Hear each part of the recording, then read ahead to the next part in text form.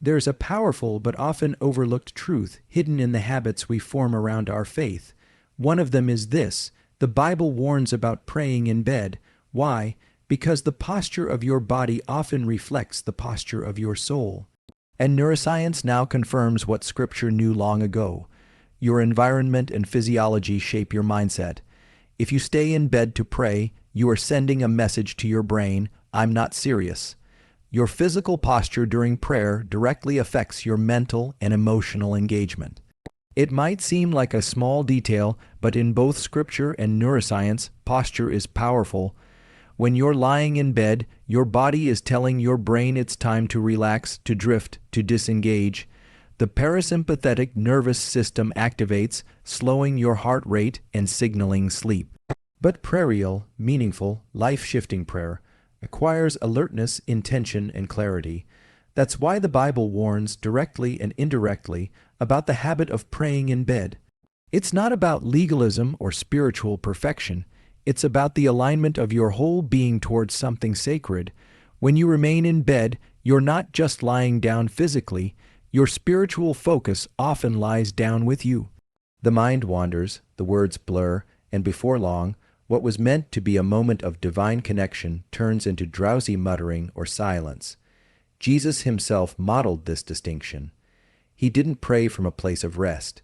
He rose early, climbed mountains, found solitude. Why? Because focus requires distance from comfort. Neuroscience now backs this up. When you change your posture, when you stand, kneel, or walk during prayer, you increase blood flow to key areas of the brain, particularly those responsible for attention and decision-making. This small physical shift ignites mental clarity. You're not just doing prayer. You're stepping into the mindset of someone who means business, and the brain responds accordingly. Habits shape wiring. Every time you train your body to rise, your brain forms associations. Prayer is important. Prayer requires readiness. Prayer matters. It's similar to how athletes treat training or how students approach exams. You wouldn't study for a final exam lying down with the lights off. You wouldn't prepare for battle under a blanket. Why? Because serious moments demand serious posture, and prayer, in its truest form, is a battleground. It's where clarity is gained, strength is requested, decisions are forged. The Bible doesn't explicitly forbid praying in bed, but it does elevate the importance of watchfulness, readiness, and fervency. Psalm 5:3 says, "In the morning, Lord, you hear my voice. In the morning I lay my requests before you and wait expectantly." That's not a half-asleep whisper. That's intentional dialogue with the divine. When you change your posture for prayer, you're not just moving your body, you're shifting your spirit. You're saying, "This matters more than comfort." That simple act of rising becomes a daily declaration of purpose. It doesn't take hours, it doesn't require a sermon. It starts with a decision: I will not pray like a sleeper. I will pray like someone who is fully alive. The body speaks even before the mouth opens. When your posture reflects your priority, your prayer carries weight. That's when heaven listens and hell trembles. Discipline is the bridge between desire and transformation. In both spiritual life and neuroscience, it's not the easiest path that produces the strongest character. It's the intentional choice to go against what's comfortable. That's why the Bible repeatedly points us away from comfort when it comes to prayer and spiritual growth. Comfort lulls you into passivity, while discipline awakens your spirit. Staying in bed to pray may seem harmless, even convenient, but over time it trains your brain to associate prayer with rest, not readiness. The enemy of spiritual growth isn't always sin, it's often softness. It's the habit of choosing the pillow over the presence, the comfort over the commitment. Jesus didn't model convenience in his prayer life. He rose early, even before the sun, and withdrew to places where comfort wasn't guaranteed. In the Garden of Gethsemane, he asked his disciples to watch and pray, not sleep and mutter. But what did they do? They fell asleep. The spirit was willing, but the flesh was weak. That moment reflects what many believers experience today. You want to grow, you want to connect with God, but you stay in the most physically passive place you can. Neuroscience explains this as a conflict between the brain's desire for dopamine and the body's association of the bed with sleep and safety. The bed is a place where the brain is conditioned to shut down higher-level thinking and enter rest mode. So, when you try to engage in something that requires deep focus and mental clarity, like prayer, your brain pushes back. It's confused. It doesn't understand why you're asking for alertness in a place built for shutting down. Choosing discipline over comfort means disrupting that automatic response. It means saying to your body and brain, "This moment matters more than how I feel." It's activating the prefrontal cortex, the part of your brain responsible for decision making and long-term planning. The more you practice this, getting out of bed to pray, kneeling instead of reclining, standing instead of lying down, the more you strengthen your ability to override impulse. That's spiritual self-control, and it mirrors what neuroscience calls mental resilience. It's not about punishing yourself. It's about preparing yourself for spiritual battles that can't be fought with sleepy prayers. The truth is, comfort is addictive, but so is discipline. And once your body and mind are trained to associate prayer with a position of strength and alertness, the habit becomes natural. You begin to crave the discipline because it delivers results: clarity, connection, courage. You stop seeing prayer as a routine and start experiencing it as a daily realignment with your purpose. The Bible never said following God would be easy, but it did say it would be worth it. And every time you choose to leave your bed to pray, you're choosing strength over softness. You're building a mind and spirit that won't crumble under pressure because it was forged in discipline, not comfort. Waiting to feel inspired or motivated before taking action is one of the biggest lies we've been conditioned to believe. Neuroscience and Scripture both reveal a deeper truth: action precedes motivation, not the other way around. You don't wait to be motivated to pray. You start praying, and the motivation follows. The same principle applies to getting out of bed. If you remain under the covers hoping a wave of spiritual fire will hit you, chances are you'll stay stuck. But the moment you swing your feet to the floor, stand up, and begin to pray, even in weakness, you trigger a cascade of physiological and spiritual reactions that move you toward strength.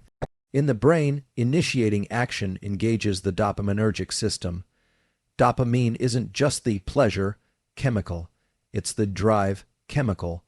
When you take even a small action, like physically rising from bed, your brain rewards that behavior by releasing a burst of dopamine. This increases your sense of purpose and readiness. Dr. Andrew Huberman describes this as a feedback loop.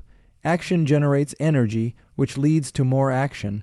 The Bible echoes this idea in James 2:17. Faith without works is dead. Faith is not just something you feel. It's something you do, especially when you don't feel like it. Praying in bed often becomes an unconscious stall. You think you're doing something spiritual, but neurologically, you're still in sleep mode. You haven't shifted your body, so your brain hasn't shifted either. That's why motivation doesn't come. But when you override that comfort and move your entire system activates.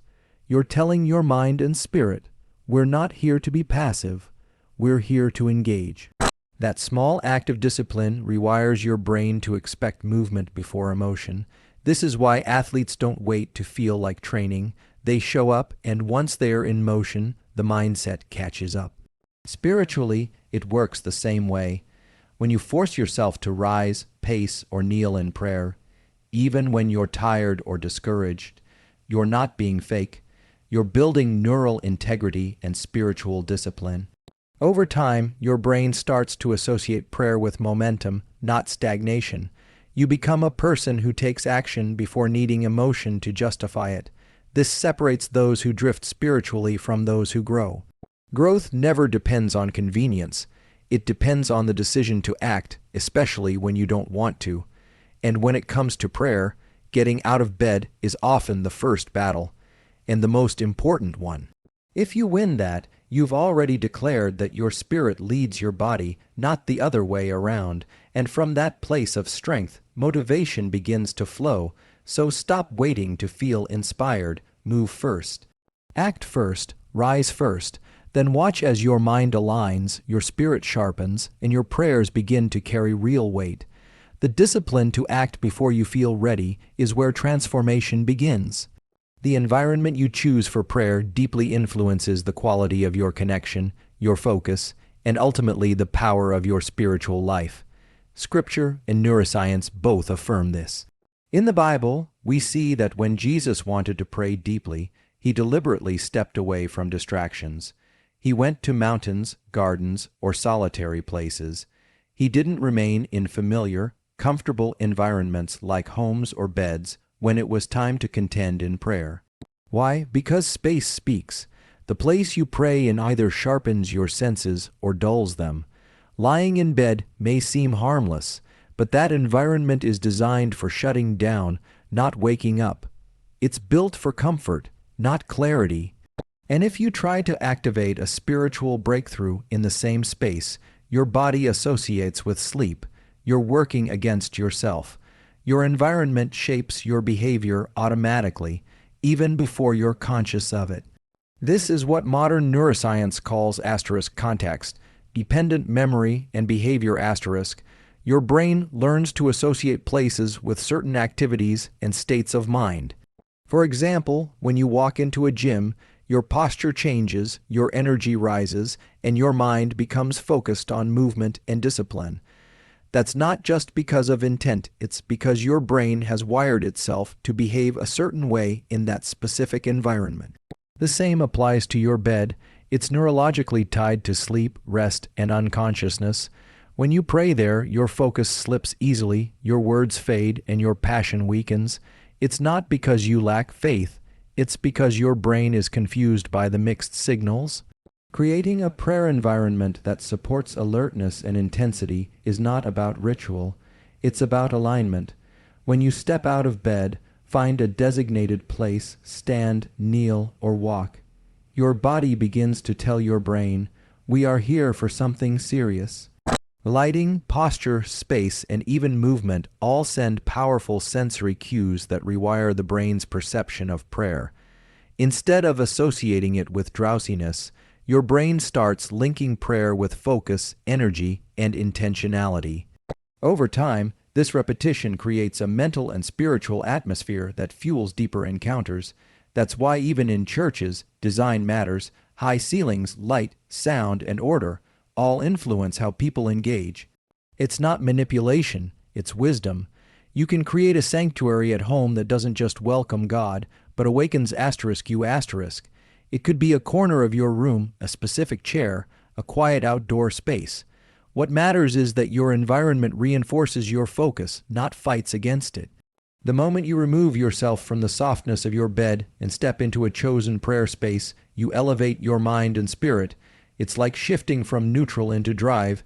You're no longer just hoping to connect with God, you're positioning yourself to meet Him with clarity and expectation. Your environment becomes your amplifier. Choose it with intention, and watch your spiritual life rise to meet the atmosphere you've prepared. Fervency is not just an emotional state, it's a physical and spiritual signal of urgency, sincerity, and engagement. The Bible declares in James 5:16 that the effectual fervent prayer of a righteous man availeth much. That means the kind of prayer that produces results, that shifts atmospheres, and that moves the hand of God is the kind that is driven by deep inner fire. That kind of prayer cannot be produced from a passive posture. When you're lying in bed, half awake, and your body is signaling rest, your mind and spirit naturally follow that same pattern. The result is a diluted spiritual experience, where words are spoken, but power is missing. Not because God isn't listening, but because you're not fully present. Your body and your prayer are not separate, they are in deep communication. The posture of your body informs the intensity of your spirit. When you choose to rise, to kneel, to pace, or even to cry out loud, you are igniting your nervous system and energizing your connection with God. That is fervency. It's not about volume or theatrics. It's about total engagement. Neuroscience reveals that when your body is fully engaged, your focus increases, your heart rate elevates just enough to sharpen awareness, and your brain waves shift into a more active, alert state. This is when your thoughts become clear and your voice becomes strong. That alignment is where fervent prayer lives. God does not honor half-heartedness, He honors hunger, and hunger shows itself through effort. When you remove yourself from a sleepy position and take on a posture of readiness, you're telling heaven, I'm serious. Fervency isn't always loud, but it is always alive. It has intention. It has movement. It has resistance against comfort. Lying in bed while praying might feel cozy, but it dulls the sharp edge of your spiritual sword. You're not in battle mode. You're in rest mode, and that matters. The greatest spiritual breakthroughs often come from the most physically uncomfortable positions, on your knees in tears, standing in the early hours of the morning, walking and declaring truth when your body wants to quit. Why? Because your willingness to deny ease demonstrates the depth of your desire. That's what fervency looks like, a willingness to trade comfort for connection. This isn't about being religious or harsh, it's about being awake. When you remove the softness of your surroundings and step into intentional posture and energy, you increase your spiritual voltage. You bring your whole being into alignment with your request. That's when prayer becomes powerful, focused, and unstoppable. God sees that, He responds to that, because it shows faith that moves, not just words that drift. So don't whisper your prayers under warm blankets hoping for heaven, shaking results. Stand up, kneel down. Cry out, get uncomfortable. Let your body echo your spirit. Let your posture preach what your words declare. That's the kind of prayer that avails much. That's the kind of prayer that changes everything.